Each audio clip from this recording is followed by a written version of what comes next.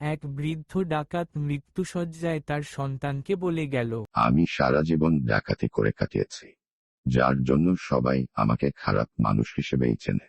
কোথাও আমার নাম উঠলে নিঃসন্দেহে সবাই আমার দুর্নামি করে। বাবা, তুই জীবনে এমন কিছু করবি যাতে সবাই আমাকে ভালো বলে। তারপর থেকে ছেলেটি মানুষের উপকারে নিবেদিত হল। যখন যাকে যেভাবে পারা যায় সাহায্য করত। কারো মাটি কাটা লাগলে বিনা পারিশ্রমিকে কেটে দিত, কারো গাছ কাটা লাগলে তাও কেটে দিত, এমনকি মহিলাদের গৃহস্থালী কাজেও সাহায্য করত। তারপর থেকে কোথাও ছেলেটিকে নিয়ে কিংবা তার বাবাকে নিয়ে আলোচনা হলে মানুষ বলতো, ডাকাতের ঘরে কত ভালো একটা ছেলে হয়েছে, বাপটা এত খারাপ ছিল আর তার ঘরে কিনা এত ভালো একটা ছেলে। অর্থাৎ এত চেষ্টার পরেও কেউ তার বাবাকে ভালো বলতো না।